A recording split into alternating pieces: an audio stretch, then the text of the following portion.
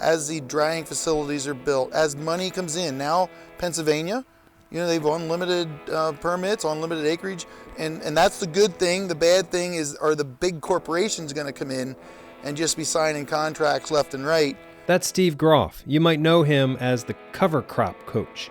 He's an expert in cover crops and soil health, and he works with farmers all over the country and all over the world. But he's from Lancaster County, and lately he has joined with a few other local farmers and business leaders to start a company called Keystone Agri-Science. And as you may have guessed, the focus of Keystone Agri-Science is industrial hemp. This is the Lancaster Farming Industrial Hemp Podcast. My name is Eric Herlock, and on today's show, we talk with Steve Groff and one of the other partners at Keystone Agri-Science, a greenhouse grower named Tim Good. Last week, I went out to their greenhouse, and they've got thousands of baby hemp plants in flats that are soon going to be transplanted into pots. This was an exciting field trip for me because I got to witness what is essentially the birth of the local hemp industry.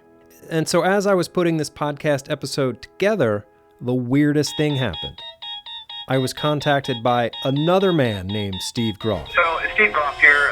Who was also involved in the birth of the hemp industry in Pennsylvania. A weird coincidence, yes, but still very exciting. So this other Steve Groff has a business in York, PA called Windridge Farm. Steve Groff and his family, they're getting into industrial hemp in a pretty big way. We're going to be installing the first U.S. hemp train, which is a full fiber and biomass processing system for hemp.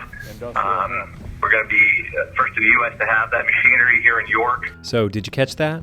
They are installing the very first hemp train in the United States. It's a whole plant processing machine. It's made by a Canadian company called Canadian Greenfields. We'll hear more about this on a future podcast. I just wanted to share this news with you because now we can start to watch the hemp fiber industry developing along with the CBD side of things. Okay, we'll take a quick break and listen to my interview with the guys from Keystone Agri-Science.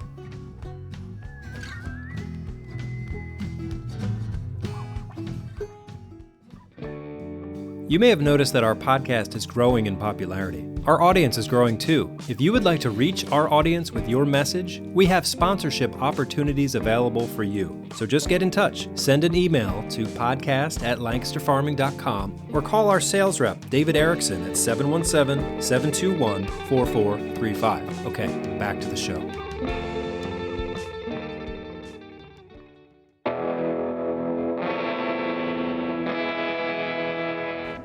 All right, so welcome to the Lancaster Farming Podcast. I'm here with, let's have you introduce yourself, Steve.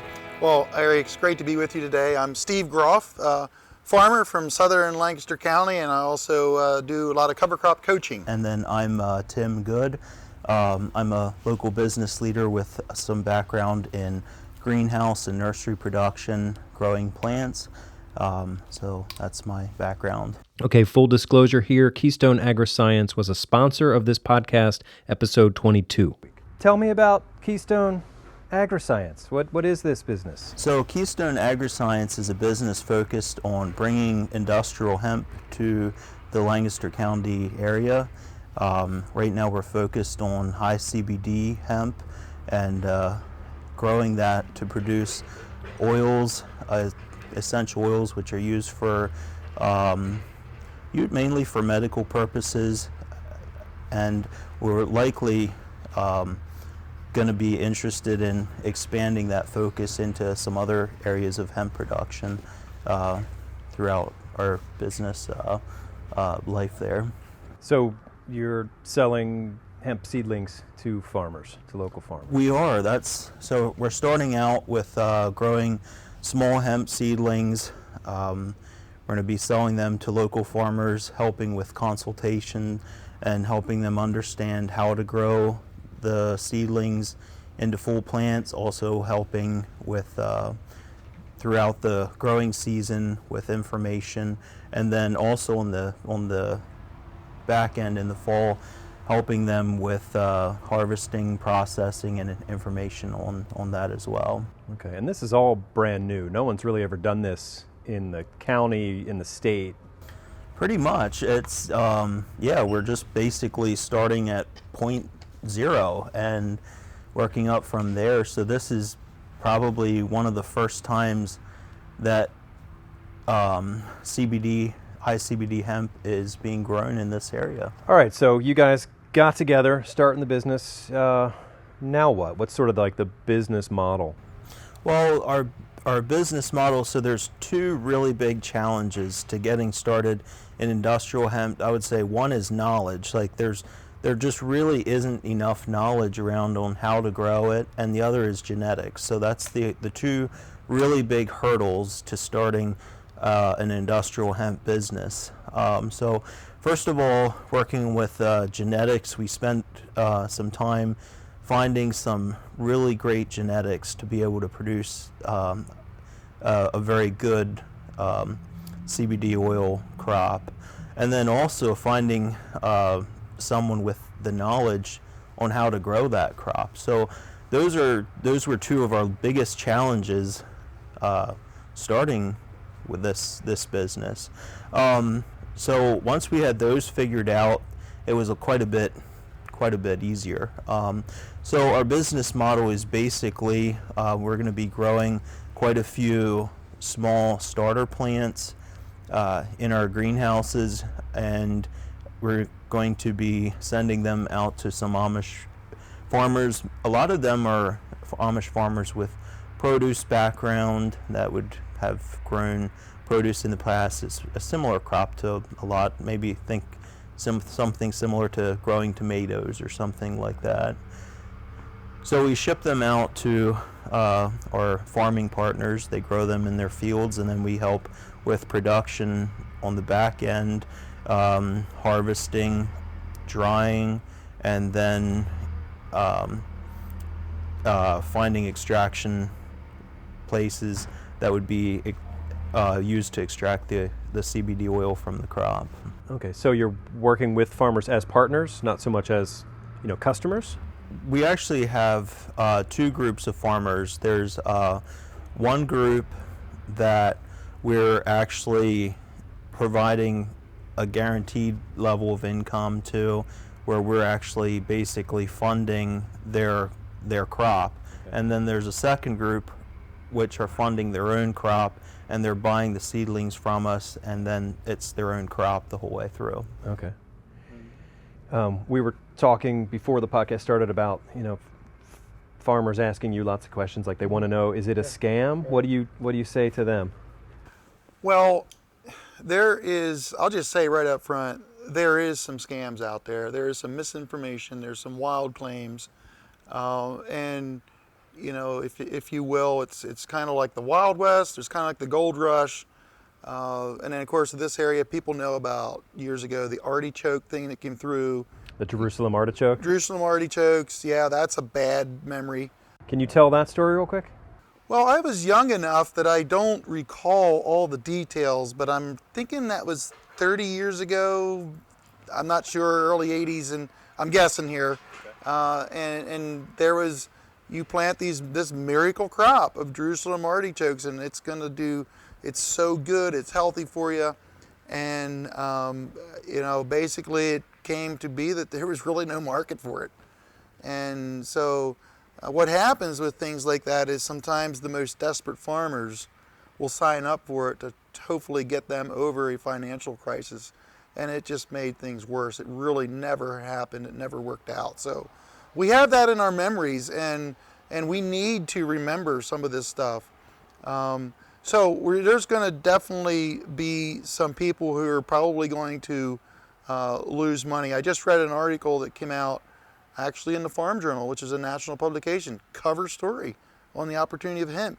But one farmer lost $200,000 of expected value because the seeds he got had a lot of male plants mixed in, and he didn't know that he should take them out. The pollinated the female plants, took the CBD down to unmarketable levels. So he was out. He wasn't out $200,000, but he expected $200,000, didn't get a penny, didn't get anything for his crop, but he's going to do it again this year because he learned. Right, it's an education issue. It certainly is. So what we like to tell people is don't grow any more than you can afford to lose. Now that's with anybody. Now, At Keystone Agri-Science, we have made a valiant effort to get the right genetics, and that's the key. But we're going to have to learn how to grow them here in Lancaster County. There's not been any experience of any amount. How do these genetics function in our climate here? Last year was a very wet season. Can we use genetics that come from a different area of the country that will they perform here? We will have to check that out. That's part of what I'm doing. And that's a risk that you're taking this year, right? And I would say everybody is. I think we need to be clear about that. So getting the right genetics is really, really important. Knowing the people. There are going to be some people coming in here from out of the area that, yeah, they may know their stuff, but do you trust them? Can you trust them? And this is going to have to be some companies, some individuals, they have to be experienced to understand if they really can carry through. Eventually, the cream will rise to the top. But I think this opportunity is for those who are very astute in learning, because we don't have a prescription that we have said that this is what we've learned after 3 years and this is the way you do it in Lancaster County. I think it needs to be clear with that up front. In a way, we're in this together, and I'm saying all the farmers, but what I am trying to do with Keystone Agri-Science, because of the connections that we have, the history that we have with some of our partners here that actually have some experience, and the connections we have with others, people that we trust, we're trying to get us out of the gate in the best chance possible, I guess is the way I would describe it. So I think you have an advantage because you're all sort of from the community already. It's not like you're coming in from outside. You're sort of growing up in the farming here, community of Lancaster. We live here. We do business here. Part of my part of what I bring to the table is I have national connections, and it's interesting what I'm finding out is the people that I have been involved with in the cover crop business, even in Oregon, people that I've worked directly with, even seed breeders I work with in Oregon are now doing hemp. These are people I trust because I have done business with them for years. So it legitimizes this as not being the Jerusalem artichoke. I'm big name people that I personally know, growers, seed growers. So that gives me the confidence to move forward. But I see Keystone Agri-Science as leading at least the growing part of it here in Lancaster County in a way that farmers will respect. Do we have all the answers? No. But we're connected, and I think that is what sets us apart, maybe. What kinds of questions are you hearing from farmers, or what kind of fears do they have? Well, I think the biggest fear is, are they going to invest thousands of dollars in a crop and then have no sale for it? And that's a legitimate concern because we don't have the infrastructure really in place yet. And I don't know, Tim, if you want to go into that a little bit, but that's coming. But as of this day, there's not a lot of infrastructure in place. We're headed that way. But so you mean like planting equipment, harvesting equipment, and then processing stuff? Yeah, and also knowing for sure that there's an end market for what they're producing. So just to recap with what Steve was saying there, the two biggest hurdles, if my message to farmers is, whatever you do, make sure you have the right genetics. If you don't have the right genetics, you failed before you started. If you produce a crop which has a CBD percentage of like 3 or 4%, there's really not a really great market for that. What's an ideal percentage? An ideal percentage would be somewhere between 12 and 18% would be an ideal if you raised a very good crop under good conditions with good genetics. So, and also spend some time learning. So like that farmer that you talked about that had lost $200,000 of expected revenue, that's basically a knowledge-based problem there, and if he had a consultant or somebody that had been able to tell him that ahead of time, it would have been such a huge difference for his crop for that year. So if my message to farmers is make sure you spend some time learning about this crop, talk to people, ask questions, and make sure you get good genetics. Those two things are just so important. Now our genetics, we're actually distributing Chimney Rock's brand seeds, and that's what we're growing into seedlings for our production. Now, who is Chimney Rock and how did you find them? Chimney Rock is an industrial hemp breeder that actually works he's located in Colorado. Our connection to him was through Zane, who's part of of Keystone Agri-Science, and me and Zane flew out to Colorado and met with Chimney Rock, met with some of their men, and actually toured their facility. So they're researching different genetics and working at being able to have high CBD content while still having low enough THC content. So another really important thing with genetics is not only having that high CBD content, but also having a plant which is going to keep the THC level below 0.3% long enough so that you can harvest it with a good crop. Because a lot of these plants, even the ones we're growing, if they were grown long enough, could possibly run over the legal limit of 0.3% THC, in which case you would have an illegal crop. It would be considered marijuana. THC sort of like responds to the environment, like it sort of grows in the plant based on environmental conditions, is that right?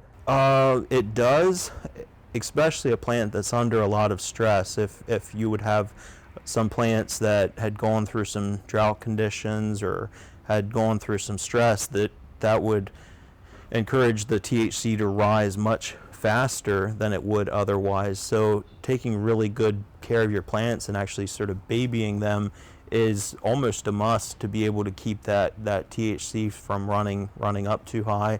And then even if they're grown for too long, if you don't harvest soon enough, your THC will eventually run over that 0.3% late in the season. So it's important to test for the THC and do testing to decide when your harvest time is, so that way you can harvest before that THC runs too high. And Tim, that's just a great point I want to re-emphasize. You can have all the right genetics that we can provide, but the farmer has a responsibility to harvest on I'm going to say the day or the week that it's ready for harvest. So if farmers plant this stuff and expect miracles, it's not going to happen. You have to manage them well. He alluded to if it gets dry. We're saying you better have drip irrigation or some irrigation there so you don't put yourself in that corner, because the best genetics can maybe fail you if they're not taken care of correctly and harvested at the correct time. And that's pretty much within a 1 week window. And, sometimes I'll just give the example. Farmers know this. If there is, like last fall, we have a week of rainy weather predicted, you got to get your crop harvested. You got to get it in, or you may risk losing it all. And these are some of the cautions that I think we need to put out there before people sign up, so to speak, so they understand that this is a high risk, high reward, but highly managed. And I'm concerned that some farmers who are desperate, you have to ask the question, why are they desperate? And again, there's circumstances out there now. Sometimes it's because they never were very good managers. So you have to be a good manager if you're going to want to expect some of these returns that are possible out there. Can we talk about the harvest? So for CBD harvesting, it's very manual labor, right? Almost like tobacco? It is very similar to tobacco. So harvest involves going out, cutting off the plants at the very base, cutting the entire plant off, and bringing it in to the farm, at which time it's you need to dry it. So there's a couple different ways that drying can be done.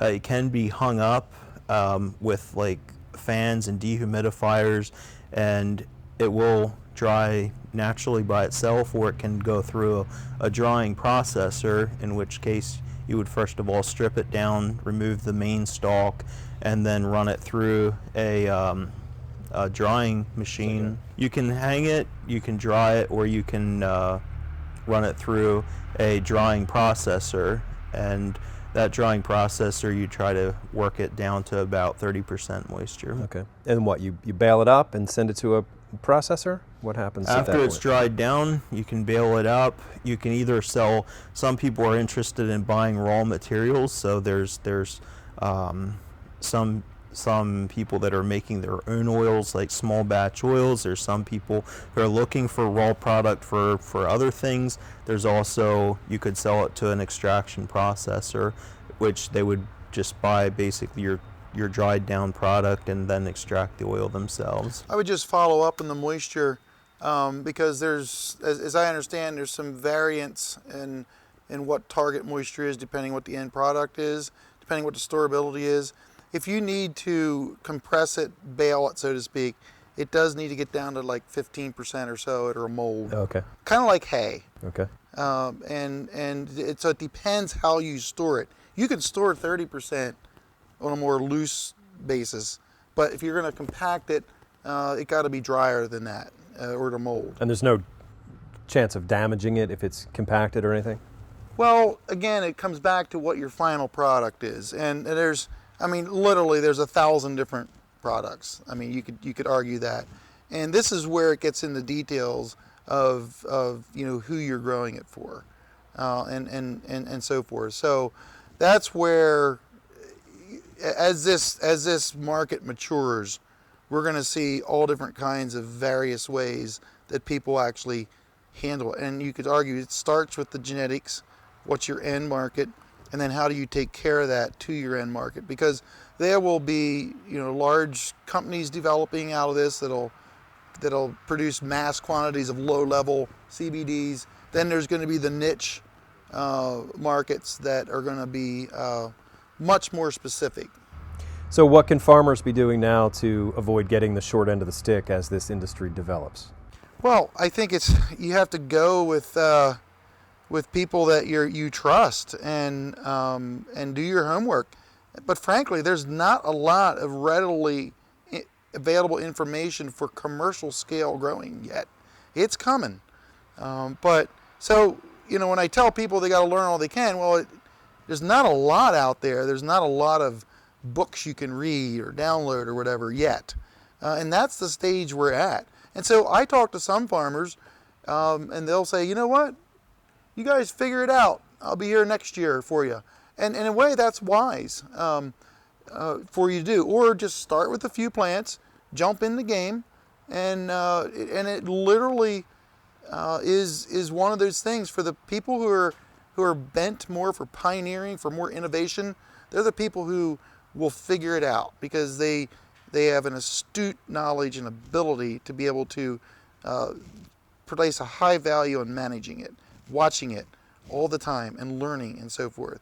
My concern, again, going back, is for the farmer who's desperate and thinks he can just put these stuff in the ground and collect a check at the end of the year.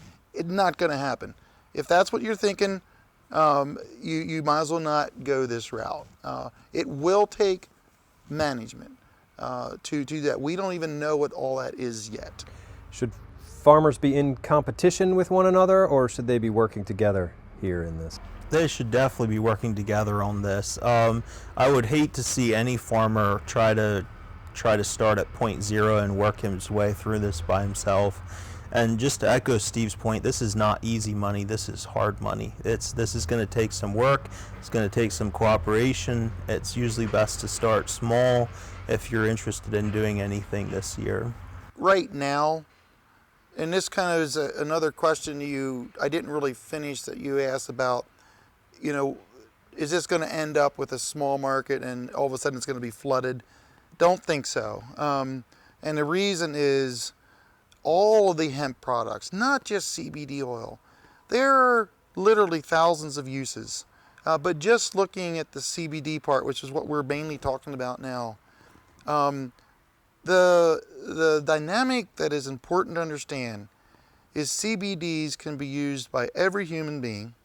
they can be used by almost all the animals, including the ones that we are farming now in agriculture. Cows, chickens, pigs. I've heard beef. I've heard they're working at it, basically supplementing cattle feed with CBD products. CBD products. I think you'll see the CBD market come down, but then the fiber and oil market will come up. That's typically right? what I'm hearing. I mean, I think it's pretty much, you might as well consider that the CBD market will come down. How and when, nobody really knows. But as the infrastructure is built, as the drying facilities are built, as money comes in, now Pennsylvania, they've unlimited permits, unlimited acreage. That's maybe good and bad, because it's like a green light to industry, come here. Right, and that's the good thing. The bad thing are the big corporations going to come in and just be signing contracts left and right. Don't know, but I think we can expect that. So I talked to a research scientist from Ford Motor Company a couple months ago, and she's like, we can't wait to get our hands on a huge quantity of hemp because we can make everything out of it. And they just haven't had that supply. Mm-hmm. So yeah, there's a lot you can do with it. Yeah. So that's why I think the potential here is way beyond any other thing that turned out to be kind of a flash in the pan. And that's why I'm investing time in it myself, because I really see this is a way to help farmers. To help farmers give an alternative crop, alternative cash flow, to make agriculture strong again. How important are organic growing practices in this? So organic growing practices are quite important. Right now, a lot of extractors that are looking for very high quality crops are going to be testing for the existence of pesticides and herbicides at the time of extraction. So having an organic practice is very, very important. As of right now, most CBD oil is not FDA approved as of right now, and so they can't be completely labeled as certified organic, grown on certified organic ground. That will likely happen later on, but certainly having organic practice and not using a lot of chemical herbicides and pesticides is very important. I would just add, Eric, that for what I am going to do on my farm is not organic. I mean, you can argue a lot of things I do are certainly organic friendly, organic minded, especially with the cover crops and so forth. What I'm going to attempt to do this year is to grow the crop without the use of any synthetic chemistry. Anything that I use would be organically approved.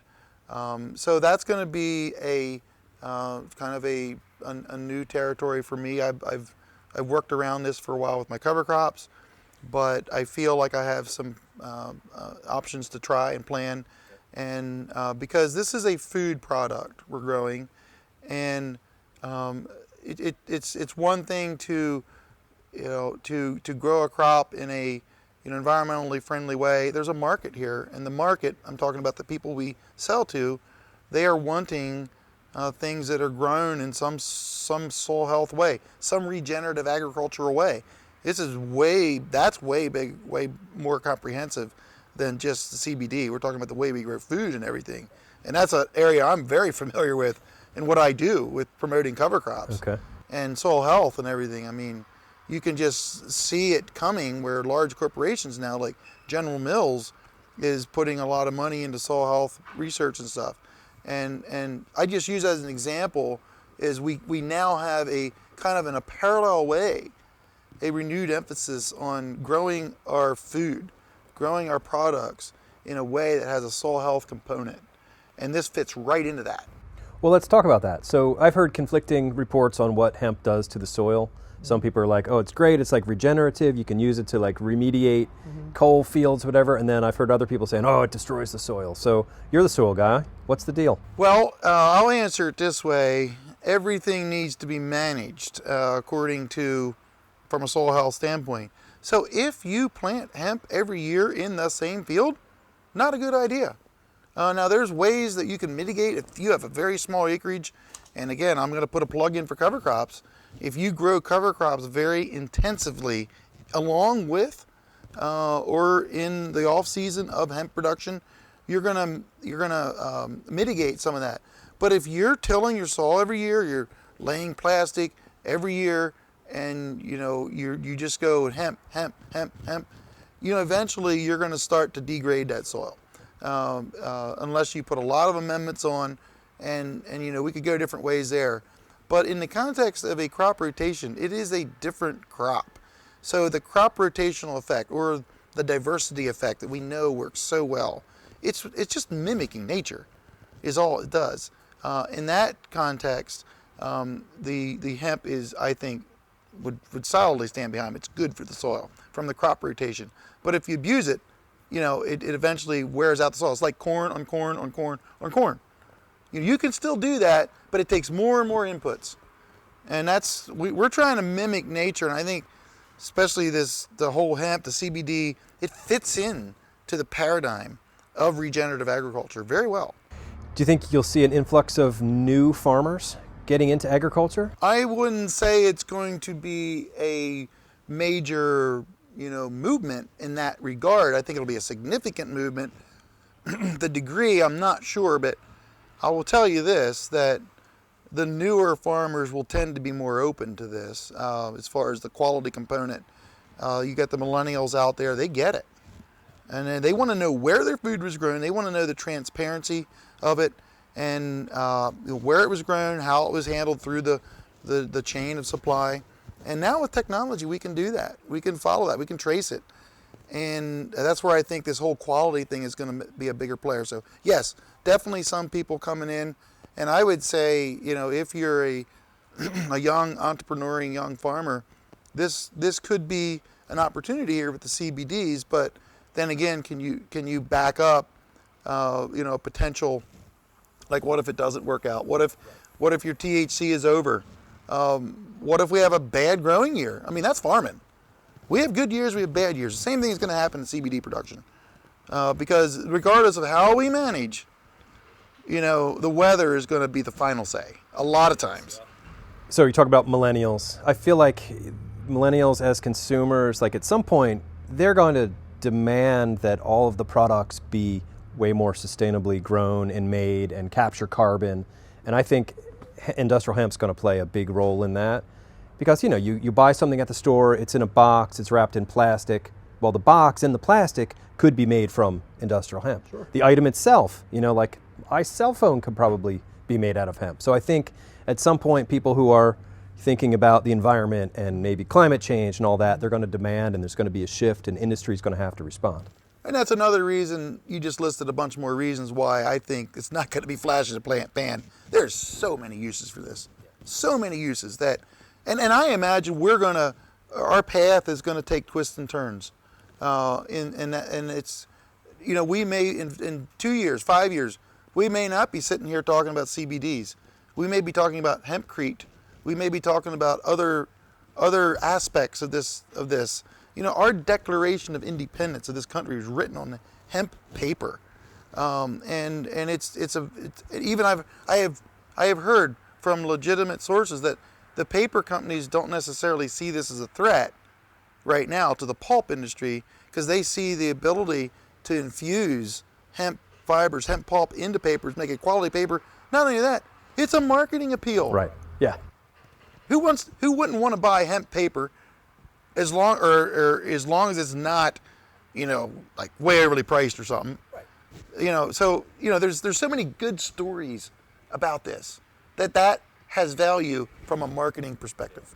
We didn't really touch on the dairy crisis. How does this tie into the dairy crisis? Well, I will just say that the dairy crisis is real.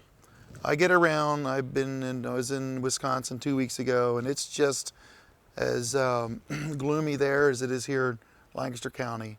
And part of me is feeling that's just so unfortunate because I have dairy farmers all around me. I grow hay, I grow corn for my dairy farming neighbors, and they are struggling to pay. It's legitimate. There's farms being sold every week now in Lancaster County, dairy farms. And so the crisis is real. There is no light at the end of the tunnel, but eventually it will correct. But not near everybody is going to be able to survive through this. And so I think the dairy industry will be changed forever. And I hate to say that, but I don't want to sugarcoat it. So the dairy farmers are going to have to seriously look at a potential, you could almost argue, career shift in agriculture. And that's part of the reason why Keystone AgriScience was formed. Actually, that's probably the main reason it was formed, is to give dairy farmers an opportunity to have a second chance. Now, for some of them, it could be just to support the industry that they love. They love getting up at 4 in the morning and milking cows, and getting out and doing that, and the whole cultural aspect of it. So for some, it will carry them through, because I do think it'll correct itself eventually, but it's not anytime soon. For others, this could bring new life into their farming operation. And so I think, simply put, this is an opportunity, but as we said, in this whole interview here, it's gonna take management, and you don't just go out and plant a few hemp plants and expect to cash a check at the bank. And just to build on that, Steve, just last week I was doing my taxes and I was at my accountant's office, and so she does accounting for a lot of local farmers, a lot of dairy farmers, and she said, you wouldn't believe how many farmers are coming in here to do their taxes, and they're sitting in my office chair here, and they're sobbing. Yep. She said, I've seen checks coming from selling milk cows one after the next, and the price is dirt cheap. They're selling out, they're giving up. It's just one after the next. She said there's quite a few like Amish farmers who, one, she said I'm further behind now. He said, I was actually going to the bank and borrowing money to feed my children. I mean, that's where it's dire. This dairy problem, it's not very good, and it doesn't look like it's getting better anytime soon. And if what we do here with hemp, even we were talking earlier about being able to bring new farmers in, if all we do here is save our existing farms, I'll be happy. If we can give them a source of good, solid revenue, somewhere to go to save those family farms, I'm happy. Yeah, because farming, as we know, is not just an occupation; it's a whole lifestyle. It is. And one of the this is an anecdote here, but one of the local farmers that I was talking to that lives down the road from me, he took 20 calves to the auction, to New Holland auction, the livestock auction, and I think he got, was it 50 cents a piece, so $10, for 20 calves. So the problems are real. It's pretty tough out there. Yeah. Well, we can't end it on that sad of a note, right? Let's get back to industrial hemp somehow. What do you think, Steve? Some final words? I think this is a legitimate opportunity. I'm committed to learning all I can to be able to help farmers. And I expect there to be somewhat of a rocky road, but also somewhat of a glorious sunset, if you will. I think it's there, or I wouldn't waste my time. With careful management, clear objectives in mind, working with the right people, with a kind of an entrepreneurial, pioneering attitude, I think I'm committed to figuring it out. I'll just say that, and my desire is, for my own farm, and also to help other farmers. That's really what my heart is. I want to be able to help other farmers to get this right, it's a journey. There's no doubt about it.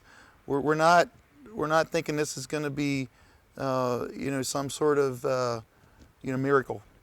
We understand that we are taking a somewhat of a risk in a way, but also the reward is out there that we're going to go for it. So that's what our plan is. The other thing I want to say is that I think God has blessed us with this hemp opportunity right now. So with our farms struggling, with them in decline, what a great time for the best new opportunity in agriculture, I would say, in my lifetime. So here it comes, the best opportunity ever for agriculture, just at the time the farmers are struggling. And I can't help but think that God must have been looking out for his farmers, looking out for his people. So I'd like to just thank him for that opportunity. Yeah, well, guys, I know you probably have a lot of work to do today, and I appreciate you taking time to talk with me. Well, thank you, Eric, for what you're doing for this whole industry with your podcast, and I appreciate that. I think it's going to be helpful, and keep up your good work.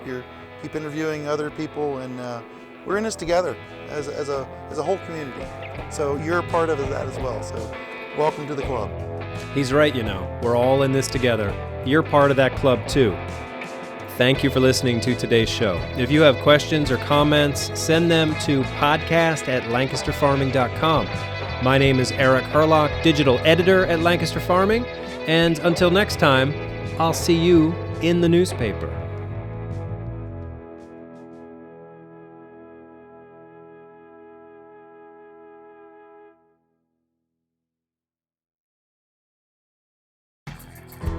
So, it's occurred to me that maybe I should be putting some credits on this show, production credits and whatnot. So first off, this podcast is copyright Lancaster Farming 2019. Lancaster Farming is a division of Steinman Communications. Today's show was written and recorded and edited and produced by Eric Herlock, me. Thank you for listening. All of the music, including the Lancaster Farming Industrial Hemp podcast theme song, are courtesy of Tin Bird Shadow. And also today we had a little bit of the Twilight Zone, so thank you to the North American Pops Orchestra for that version. I'm just going to let the music play out. Feel free to stop here or listen to the end.